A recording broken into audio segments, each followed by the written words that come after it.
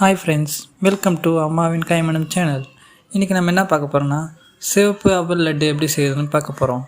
இது யாருக்குன்னா, evening school முடித்து வீட்டுக்கு வர பசங்களுக்கு அம்மாங்க என்ன செய்யுதுன்னு தெரியாமல் இருக்கிறதுக்கு இந்த சிவப்பு அவல் லட்டை செஞ்சு கொடுத்தீங்கன்னா குழந்தைங்க விரும்பி சாப்பிடுவாங்க. வாங்க வீடியோக்குள்ளே போகலாம்.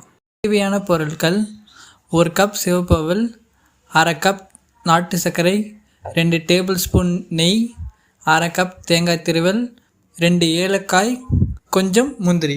இவ்வளோ தான் நம்மளுக்கு தேவையான பொருட்கள். வாங்க எப்படி சமைக்கிறதுன்னு பார்க்கலாம். ஒரு கடாய் எடுத்து அதில் 2 டேபிள் ஸ்பூன் நெய் ஊற்றி அந்த அவலை சேர்த்து நல்லா வறுக்கணும். அதுக்கப்புறம் நம்ம எடுத்து வச்ச இந்த தேங்காயும் சேர்த்து போட்டு நல்லா வறுக்கணும்.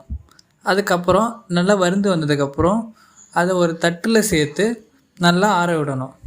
ஆறுனதுக்கப்புறம் அது எல்லாத்தையும் எடுத்து ஒரு ஜாரில் போட்டு 2 ஏலக்காய், நம்ம எடுத்து வச்சு நாட்டு சர்க்கரையும் சேர்த்து நல்லா மைய அரைக்கணும்.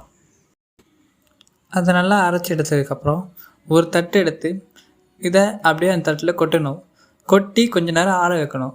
அது ஆறுற சமயத்தில் நீங்கள் போய் ஒரு கடாய் எடுத்து அடுப்பில் வச்சு 2 டேபிள் ஸ்பூன் நெய் ஊற்றி அந்த எடுத்து வச்சல முந்திரி அதை கொஞ்சம் இதில் ஆட் பண்ணி நல்லா வறுக்கணும்.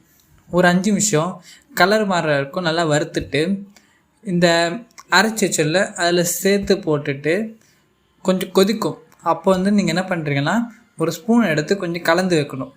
அதுக்கப்புறம் கை எடுத்து நீங்கள் நல்லா பிசையணும். அது நல்லா பிசைஞ்சி மாவு மாதிரி உதிரியானதுக்கப்புறம் ஒரு டம்ளரில் காய்ச்சின பால் எடுத்து கொஞ்சம் கொஞ்சமாக ஆட் பண்ணி நீங்கள் பிசையணும். அதை நீங்கள் பிசைஞ்சதுக்கப்புறம் அதில் ஒரு ஈரப்பதம் இருக்கும். அந்த ஈரப்பதத்தோடையே நீங்கள் லட்டு பிடிப்பீங்க பார்த்தீங்களா, அந்தமாரி நீங்கள் அதை உருண்டை பிடிக்கணும். பிடிச்சி நீங்கள் அப்படியே ஒன்று ஒன்றா எடுத்து அடுக்க வேண்டியதுதான். அது ஈரப்பதம் உங்களுக்கு இல்லை, நீங்கள் லட்டு உங்களால் கையில் பிடிக்க முடியலன்னா இன்னும் கொஞ்சம் பாலை ஊற்றி நீங்கள் ஆட் பண்ணி பிசைஞ்சிங்கன்னா உங்களுக்கு லட்டு ஆகும். அதுவே லட்டு அதை பால் நீங்கள் அதிகமாக ஊற்றினா கூட உங்களால் லட்டு பிடிக்க முடியாது.